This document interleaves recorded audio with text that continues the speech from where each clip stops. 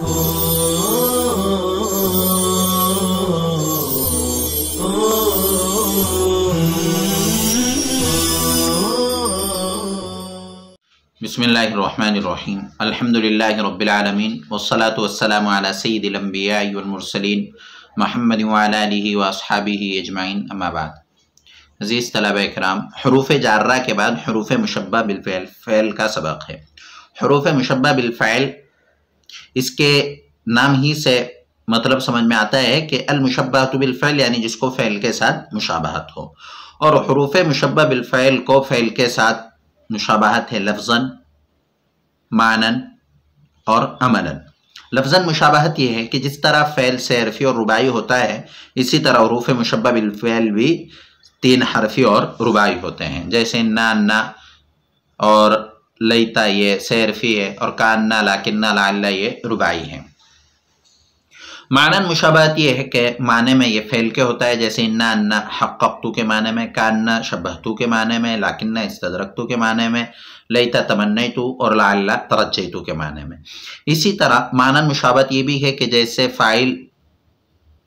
फ़इल file और मफ़ूल बिही का तकाज़ा करता है, ऐसे ही ये इस्म और ख़बर का तकाज़ा करते हैं।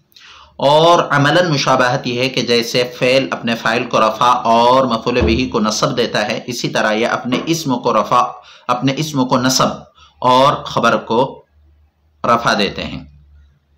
तो लफ्ज़न, मानन और अमलन फ़इल के साथ मुशाबहत है, इसीलिए इसको हुरूफ़ मुशब्बह बिल फ़इल कहा जाता है। अल हुरूफ़ुल मुशब्बहतु बिल फ़इल सित्ततुन, हुरूफ़ मुशब्बह बिल फ़इल 6 हैं। इन्ना, अन्ना, कान्ना, लाकिन्ना, लैता और लअल्ला। वहाज़िहिल हुरूफ़ु तदख़ुलु अलल जुमलतिल इस्मिय्यति फ़तंसिबुल इस्म व तरफ़उल ख़बर कमा अरफ़्ता नहु इन्न ज़ैदन क़ाइमुन।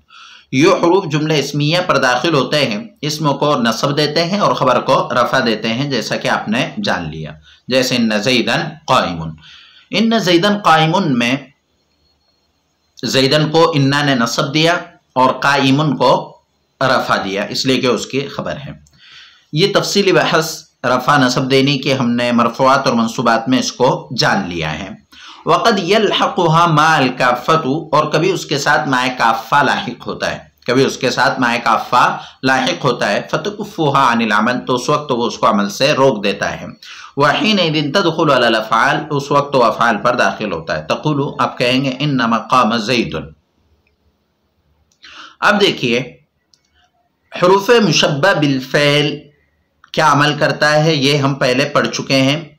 अब यहाँ बतला रहा है कि कभी उसके साथ माए काफ़ा दाखिल होता है। मा काफ़ा यानी वो मा जो अपने से पहले आने वाले किसी आमिल के अमल को रोक दे, उसको कहते हैं माए काफ़ा।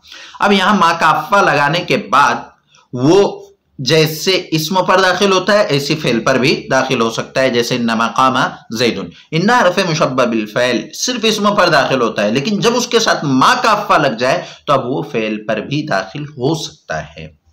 वालम अन्ना इन्नल मकसूरतल हमज़ता ला तुग़य्यिरु मानल जुमलति बल तुअक्किदुहा। जान लीजिए कि इन्ना मकसूरा, जान लीजिए कि इन्ना मकसूरा, मकसूरतुल हमज़ा जुमले के माने को नहीं बदलता, बल तुअक्किदुहा, बल्कि उसको मुअक्कद बना देता है। व अन्नल मफ़तूहतल हमज़ता मा मा बादा मा मिनल इस्म वल ख़बरि फ़ी हुक्मिल मुफ़रदी, और अन्ना मफ़तूहा अपने माबाद इस्म व ख़बर के साथ मुफ़रद के हुक्म में होता है।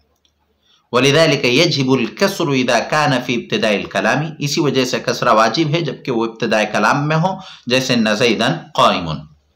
अब यहाँ से बता रहे कि कब इन्ना होगा और कब अन्ना होगा। तो इन्ना अगर हो तो वो जुमले के माने को नहीं बदलता है, बल्कि उसी को मुअक्कद कर देता है। जैसे मिसाल के तौर पर ज़ैदुन क़ाइमुन, ज़ैद खड़ा है। अब इन्ना ज़ैदन क़ाइमुन कहा जाए तब भी उसके वही माना है, सिर्फ ज़ैदुन क़ाइमुन में थोड़ी ताकीद पैदा हो गई कि बेशक ज़ैद खड़ा है, जुमले के माना नहीं बदले। लेकिन अन्ना मफ़तूहा हमज़ा जो होता है वो अपने इस्म व ख़बर से मिलकर मुफ़रद के हुक्म में होता है, जैसे आगे आ रहा है।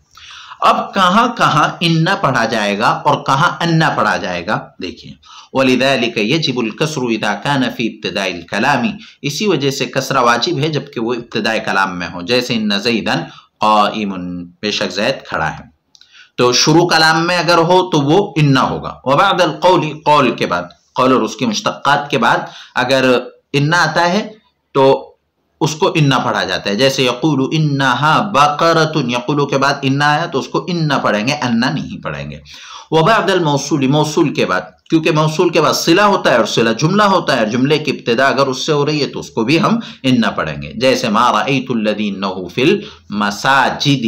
تو اب یہاں الذی اس میں موصول ہے اور انہ فی المساجد میں انا ہے تو اس کو انا پڑھا جائے گا.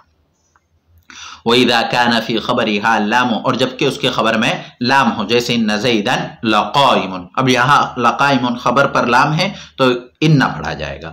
تو 4 موقع ایسے ہیں جہاں انا اور انا میں فرق کرنے کے لیے انا پڑھا جاتا ہے. نمبر 1 ابتداء کلام میں، نمبر 2 قول کے بعد، نمبر 3 موصول کے بعد، اور نمبر 4 جس کی خبر پر لام ہو وہاں پر بھی انا پڑھا جائے گا.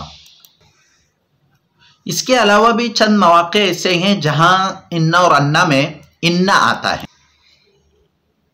تو اس کے علاوہ میں بھی چند مواقع ایسے ہیں جہاں انا آتا ہے، جیسے مثال کے طور پر قسم کے جواب میں واللہ ان زیدن لقائم. اسی طرح صفت کے شروع میں اور ندا کے بعد یا بنی ان اللہ اصطفى لكم الدین فلا تموتن.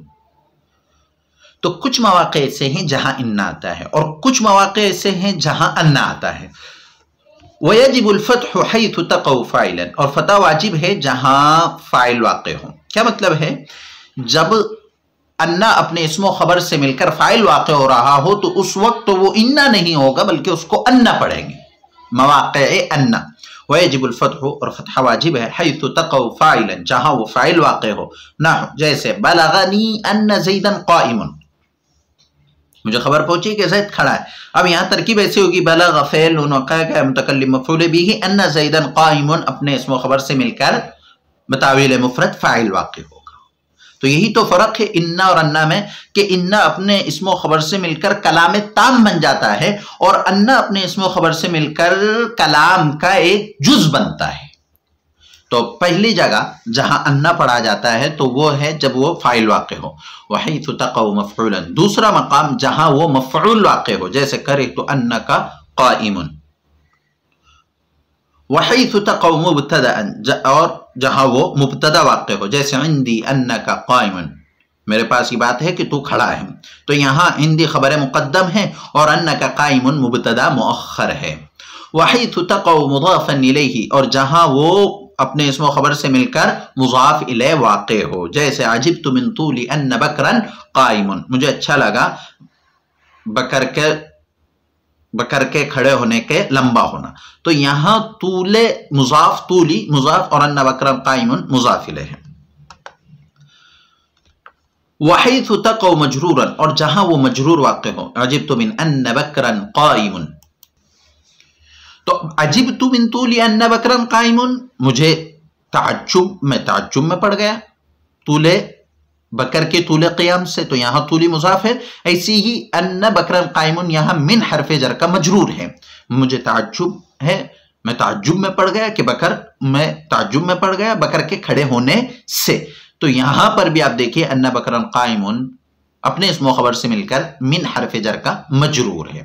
وبعد لو، اور لو کے بعد، جیسے لو انک عندنا لاکرمتک، اگر تو میرے پاس ہوتی تو میں تیرا اکرام کرتا. لو انک اگر پڑھیں گے، اگر تو میرے پاس ہوتا، تو ہمارے پاس ہوتا تو میں تیرا اکرام کرتا. لو انک عندنا لاکرمتک، اگر اس کو کی پڑھ رہے تو یہاں پر بھی کی ضمیر ہوگی، لیکن اس کو اب کا پڑھیے، لو انک عندنا لاکرمتک، اگر تو ہمارے پاس ہوتا تو میں تیرا اکرام کرتا.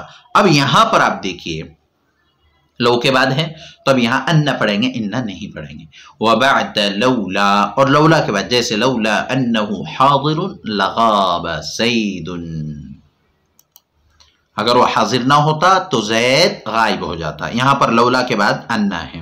تو کچھ مواقع ایسے ہیں جہاں انا پڑھا جاتا ہے اور کچھ مواقع ایسے ہیں جہاں انا پڑھا جاتا ہے، وہ تفصیل کے ساتھ ہم نے یہاں اس کو جان لیا ہے۔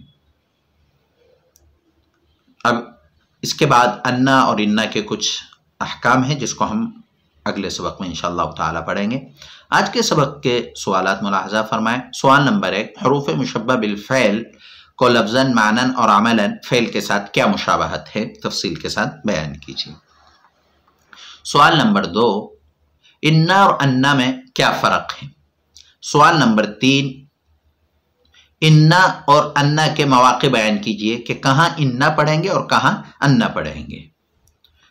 اکتفی ھذا الکلام، والسلام علیکم ورحمۃ اللہ وبرکاتہ۔